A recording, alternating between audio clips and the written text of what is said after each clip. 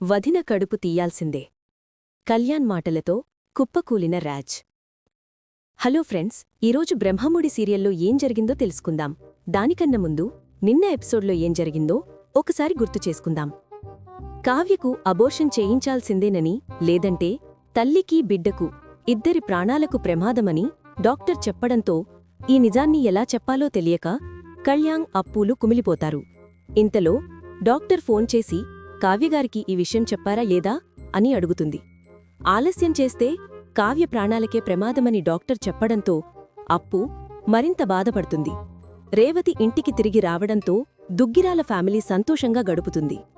రుద్రాణి మాత్రం బాధపడుతూ ఉండడంతో స్వరాజ్ ఆమెను ఆటపట్టిస్తాడు. ఇంతలో అప్పు వచ్చి కావ్యకి తన గర్భసంచి గురించి డాక్టర్ చెప్పిన విషయం చెప్పడంతో అందరూ షాక్ అవుతారు. తన కడుపులోని బిడ్డను చంపేయాల్సి వస్తుండడంతో కావ్య స్పృహ తప్పి పడిపోతుంది. దాంతో ఉలిక్కిపడిన అప్పు ఇదంతా కల అనుకుని వెంటనే అక్కని హక్ చేసుకుని ఏడుస్తుంది. అన్నయ్య వదినలకి అబార్షన్ విషయం వెంటనే చెప్పాలని అప్పుతో కళ్యాణ్ అంటాడు. తనకు పుట్టబోయే బిడ్డతో పాటు కళ్యాణ్కి పుట్టబోయే బిడ్డక్కూడా రాజ్ బట్టలు తీసుకొస్తాడు. అది చూసి కళ్యాణ్ మరింత ఎమోషనల్ అవుతాడు. నీతో ఒక విషయం చెప్పాలని రాజ్ని గార్డెన్కి తీసుకెళ్తాడు. ఇదంతా గత ఎపిసోడ్లో జరిగింది. ఇక ఈరోజు ఎపిసోడ్లో ఏం జరిగిందో తెలుసుకుందాం. రాజ్తో ఒక విషయం చెప్పాలని కళ్యాణ్ బయటికి తీసుకెళ్తుండగా ఇక్కడే మాట్లాడమని కావ్య చెప్తుంది. అది ఇంట్లో మాట్లాడేది కాదని కళ్యాణ్ చెప్పడంతో మళ్ళీ ఏదైనా ప్రాబ్లం వచ్చిందా? మనింట్లో మంచి రోజులు అంతగా అచ్చిరావు కదా, అందుకే అడిగాను అని చెబుతుంది. ఆ మాటలతో కళ్యాణ్ బాధపడతాడు. 2 రోజులు అయితే మీరిద్దరూ నాన్నలు కాబోతున్నారు. ఇక మాటో ఏం డిస్కస్ చేస్తారు అని అంటుంది కావ్య. మా తమ్ముణ్ణి ఎత్తిపొడి చేస్తున్నావు, మా పర్సనల్స్ మాకుంటాయి, అవన్నీ నీకు చెప్పాలా అని అంటాడు రాజ్. మా కూతుళ్ల కోసం డ్రెస్లు తీసుకొచ్చాను, జాగ్రత్తగా దాయమని చెబుతాడు రాజ్. మీకు గనక ఉంది కూతురు, ఇంకా భూమ్మీదకే రాలేదు, అప్పుడే షాపింగ్లా అని అంటుంది కావ్య. రాజ్ కళ్యాణ్లు బయటికి వెళ్లగానే తన కడుపు పట్టుకుని మురిసిపోతుంది కావ్య. మా నాన్న నీకోసం అప్పుడే షాపింగ్ మొదలుపెట్టేశాడని, నీకోసం మేమిద్దరం 1000 కళ్లతో ఎదురుచూస్తున్నాము అని అంటుంది. మీ వదిన యక్షప్రశ్నలతో చంపేసింది, ఎలాగోలా తప్పించుకుని వచ్చానని కళ్యాణ్తో అంటాడు రాజ్. ఆడవాళ్లకి ఎక్కువగా లిబర్టీ ఇవ్వకూడదు, లేదంటే అతిప్రేమతో మనల్ని ఎక్కడికి వెళ్లనివ్వకుండా రెస్ట్రిక్ట్ చేస్తారు అని అంటాడు రాజ్. అందుకే మీ వదినకి నేను ఆ ఛాన్స్ ఇవ్వలేదు అని చెబుతాడు. ఏదో చెబుతానని తీసుకొచ్చావు, చెప్పు అని అడుగుతాడు రాజ్. ఎలా చెప్పాలో అర్థం కావడం లేదు, ధైర్యం సరిపోవడం లేదు అని అంటాడు కళ్యాణ్. ఏదో పెద్ద ప్రాబ్లమే వచ్చినట్లుగా ఉందని, మరి మందుకొడుతో మాట్లాడదామనుకుంటే మనకి అలవాట్లేదు, మరి ఏం చేద్దామని ఆలోచిస్తూ ఉంటాడు రాజ్. ఇంట్లో మాట్లాడొద్దని ఇలా అర్ధరాత్రిపూట బయటకి తీసుకెళ్తానంటే 100% ఇది ఫ్యామిలీ ప్రాబ్లం కాదని అంటాడు రాజ్. ఖచ్చితంగా ఇది పర్సనల్ ప్రాబ్లమే అయ్యుంటుంది అని చెప్పడంతో దానికి అవును అని ఆన్సరిస్తాడు కళ్యాణ్. చెప్పడానికి ఇబ్బంది పడుతున్నావంటే మీ వదిన అన్నట్టు అప్పుకి తెలియకుండా ఏదైనా సెకండ్ సెటప్ పెట్టావా అని అడుగుతాడు రాజ్. అయినా నీకంత సీన్ లేదు, ఇలాంటి వేషాలు వేస్తే అప్పు నిన్ను పప్పు చేస్తుంది అని అంటాడు. గతంలో మాదిరిగా ఎవరైనా మ్యూజిక్ డైరెక్టర్ నీతో అగ్రిమెంట్ రాయించుకుని వేధిస్తున్నారా అని అడుగుతాడు రాజ్. కారు ఆపితే అసలు విషయం చెబుతాను అని కళ్యాణ్ అనడంతో కారు ఆపుతాడు రాజ్. ఏంటి నీ ప్రాబ్లం, ఎందుకిలా ఉంటున్నావు అని నిలదీస్తాడు. ఎలా మొదలుపెట్టాలో, నీతో ఎలా చెప్పాలో నాకర్థం కావడం లేదు, చెబితే నువ్వు ఎలా తీసుకుంటావునని భయంగా ఉంది అని కళ్యాణ్ బాధపడతాడు. 2 రోజుల క్రితం నేను అప్పు హాస్పిటల్కి వెళ్లాము. అక్కడ డాక్టర్లు రిపోర్ట్స్ చూసి ఒక విషయం చెప్పారు. అప్పుకి ఒక ప్రాబ్లం ఉంది, తన బిడ్డను మోసేంత శక్తి తనకి లేదని, వెంటనే అబోర్షన్ చెయ్యాలని చెప్పారు. ఆ మాటలతో రాజ్ షాక్ అవుతాడు. అప్పు కనుక అలాగే 9 నెలలు బిడ్డను మోస్తే తల్లి ప్రాణానికే ప్రమాదమని చెప్పారు. తనని కాపాడే అవకాశం లేదని, నిర్ణయం లేట్ చేస్తే తరువాత అబార్షన్ చేసే అవకాశం కూడా ఉండదని చెప్పారు. మరి ఈ విషయం అప్పుకి చెప్పావా అని రాజ్ అడగగా ఎలా చెప్పాలో అర్థం కావడం లేదని, ముందు నేను ఏ నిర్ణయం తీసుకోవాలో నాకే తెలియడం లేదు, ఇంకా పూర్తిగా ప్రాణం పోసుకోని బిడ్డు ఓవైపు, తనమీదే ఆశలు పెంచుకున్న తల్లి మరోవైపు, మరి నన్నిప్పుడు ఏం చేయమంటావ్ అని నిలదీస్తాడు కళ్యాణ్.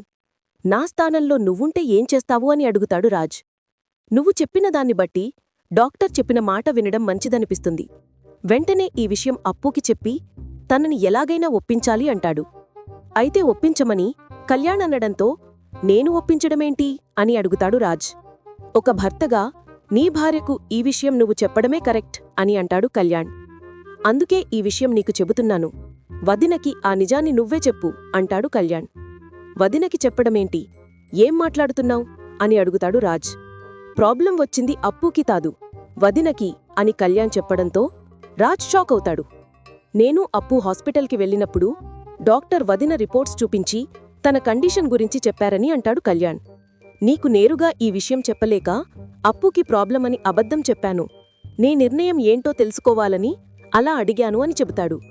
అసలు ఈ విషయం నేరుగా వదినకే చెప్పాలనుకున్నాము, కాని తను ఎదురుపడిన ప్రతిసారీ మాలో మేమే నరకం అనుభవించాము అని అంటాడు. ఫ్యామిలీ అంతా కలిసిపోవాలని తను కన్న కలలు నిజమై అందరూ సంతోషంగా ఉండడం చూసిన వదినతో నిజం చెప్పలేక నేను అప్పు ఏడ్చాము అని బాధపడతాడు. ఇలాగే పోతే అసలు ఆ నిజాన్ని వదినకి ఎప్పటికీ చెప్పలేమనిపించింది అని అంటాడు. ఇప్పటికే మేము చాలా ఆలస్యం చేశామని, ఆ తప్పు నువ్వు చెయ్యొద్దు అని అంటాడు. డాక్టర్స్ నిర్ణయమే కరెక్ట్ అని చెప్పావు కదా, వదినను ఆస్పత్రికి తీసుకెళ్లి తన ప్రాణాల్ని కాపాడమని చెబుతాడు కళ్యాణ్. ఆ మాటలతో షాక్ అయిన రాజ్, నిజం చెప్పాలని చెప్పి ఇంత పెద్ద శిక్ష వేశావేంటి అని కుమిలిపోతాడు. నా నోటితో ఈ నిజాన్ని మీ వదినకి నేను చెప్పగలనా అని అడుగుతాడు. ఈ నిజం తెలిస్తే ఆ పిచ్చిది బతకలేదు, ఆ బిడ్డమీదే ఎన్నో ఆశలు పెట్టుకుంది అని అంటాడు. రాజ్, నన్ను పెళ్లి చేసుకున్నప్పట్నుంచి ఏ రోజు తనకి సంతోషం లేదు. ఇప్పుడిప్పుడే తన కళ్లల్లో సంతోషం చూస్తున్నాను. ఇప్పుడా సంతోషాన్ని కూడా దూరం చెయ్యాలా అని రాజ్ కంటతడి పడతాడు. ఈ పండక్కి ఇంట్లో ఉన్న సమస్యలు తీరిపోయాయి, అందరం కలిసిపోయామని మనసులో ఏ దిగులు లేదని ఇందిరతో అంటుంది అపర్ణ. నేను నిన్ను అమ్మమ్మ అని పిలవాలా, ఫ్రెండ్ అని పిలవాలా అని స్వరాజ్ అడుగుతాడు. నేను ఈ ఇంటికి కాబోయే వారసుణ్ణి, మా మావయ్య తర్వాత నేనే ఈ ఇంటికి రాజును అని అంటాడు. అలా కావాలంటే మీ అత్తయ్యకి అడిగి ఒక ఆడపిల్లలు కనివ్వమని చెప్పు. పెద్దయినాక నువ్వు దాన్ని పెళ్లి చేసుకున్నావంటే నువ్వే రాజువు అంటుంది ఇందిర. ఇంతలో రాజ్ కళ్యాణ్లు ఇంటికి డల్గా వస్తారు. ఆ రాహుల్లా నువ్వు కొత్త గర్ల్ ఫ్రెండ్ని పట్టావా అని ఇందిర ప్రశ్నిస్తుంది. అలాంటి పనులు చేస్తే అప్పు తాట తీస్తుందని కావ్య నవ్వుతుంది. భార్య ఆనందంగా ఉండడం చూసిన రాజ్ మరింత ఎమోషనల్ అయి దేవుడి దగ్గరికి వెళ్లి బాధపడతాడు. కావాలంటే నా ప్రాణం తీసుకో, నా బిడ్డ కళావతి ప్రాణాలు కాపాడమని అడుగుతాడు. బావగారికి విషయం చెప్పావా అని కళ్యాణ్ని అప్పు అడుగుతుంది. ఇంతటితో ఎపిసోడ్ ముగుస్తుంది. ఇక తరువాత ఎపిసోడ్లో మన బిడ్డను త్యాగం చేస్తే నీ ప్రాణం నిలబడుతుందంట, ఆఖరికి ఆ దేవుడు చెప్పినా సరే నిన్ను నీ కడుపులో పెరుగుతున్న బిడ్డను నేను కాపాడతాను.